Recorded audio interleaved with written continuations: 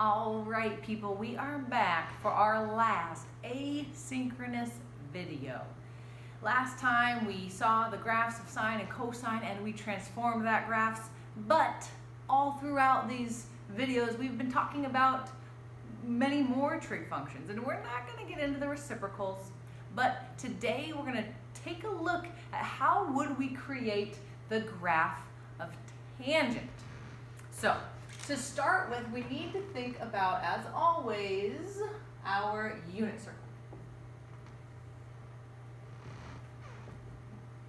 So we've got our circle with a radius of 1, and hopefully we're getting pretty familiar, or at least can reference the points along the unit circle, those coordinates, and their radian measures. This would be pi over 6, we've got pi over 4, and pi over 3. Of course, let's go ahead and put a few more on there. Pi over 2, we know pi is halfway, that's 0, where we start. So as we've seen, here are the coordinates around the first quadrant of the unit circle. And let's go back to the idea that we've talked about with tangent. Two different ways we can think about tangent. We know tangent of the angle on the unit circle, opposite over adjacent, on here, y over x. And since we are talking about the unit circle, we can also think about tangent as sine over cosine. Either way, what I would love for you to do is take a moment and just refresh yourself. What is the tangent for these? In fact, why don't you do all 5 values? What would be the tangent of 0 degrees? Y divided by x. What about here? And for the other remaining points, press pause, accept the challenge, find tangent for all 5 of these values. So as we can see here, these are approximate tangent values. Now you might have had like square root of 3 for pi over 3. I'm using the approximate decimals so that we're not as confused when we put these on the graph. Again, tangent for 0 degrees. Tangent for 0 degrees. 0 over 1 equals 0. So the tangent at 0 degrees is 0. And when we get here, we see again y over x, 1 over 0. An interesting note here that the tangent at pi over 2 is undefined. In fact, anytime x is 0, tangent will be undefined, because we know that we can't divide by 0. So that means at pi over 2 and at 3 pi over 2, both places, tangent will be undefined. Now, interesting note, when we think about tangent as y over x, I would hope that this little triangle looks a little familiar, because tangent is really just the slope of each of these lines.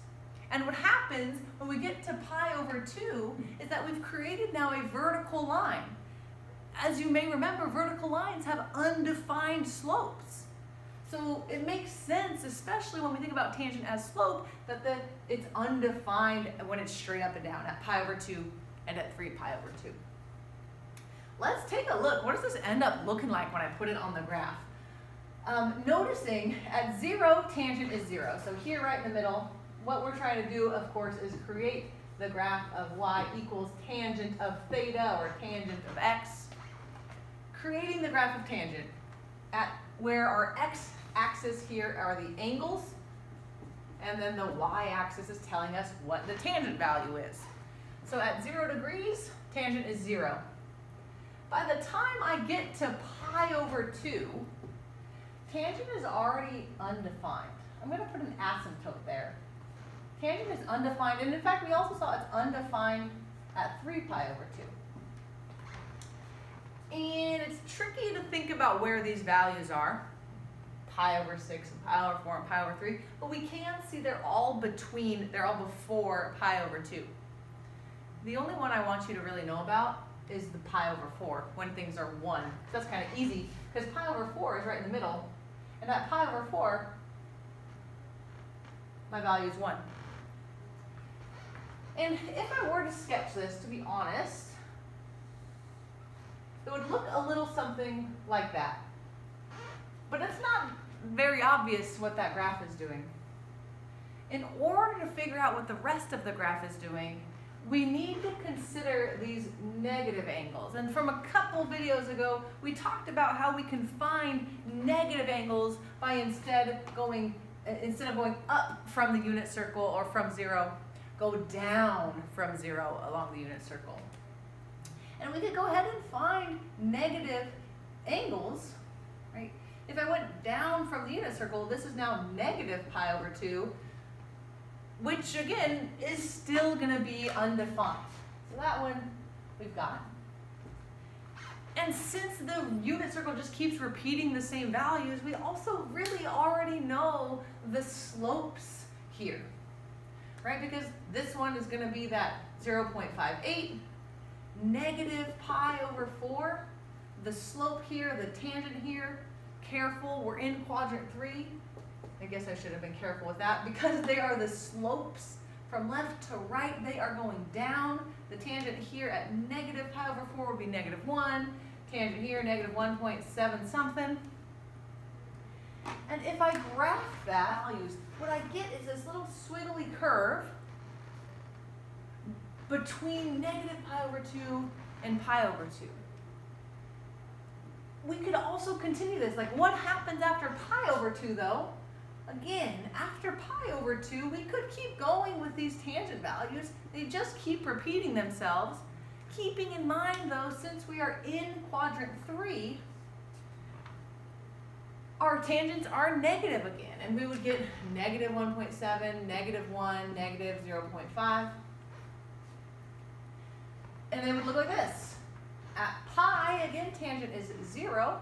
So at pi at 0, those negative values look at something like this, because tangent is positive, and then it's negative. So this is right here, negative between pi over 2 and pi, and then the tangents get positive again. And what we've created is the graph of tangent. It is also periodic, it is also cyclical, but the cycles look a lot different from the graphs of sine and cosine. So let's see what else we can do with that. So what happens if I did something like tangent of theta plus 2? It's moved up 2, and I can really tell by that flexion point, that center of the little swervy curvy. This has moved up to 2, and that's where, like the midline of sine and cosine, that's what I'm looking for tangent. And in fact, that is it. We're not going to go into too much examples. I don't want your brain to explode. If you'd like a challenge question, feel free to message me on Remind, and I've got one in my pocket for you. Other than that, it's been an awesome term. Thank you all so much for all of the ridiculously hard work you've done in this ridiculously unpredictable year. I so appreciate that you've been my students, and I can't wait to see your work.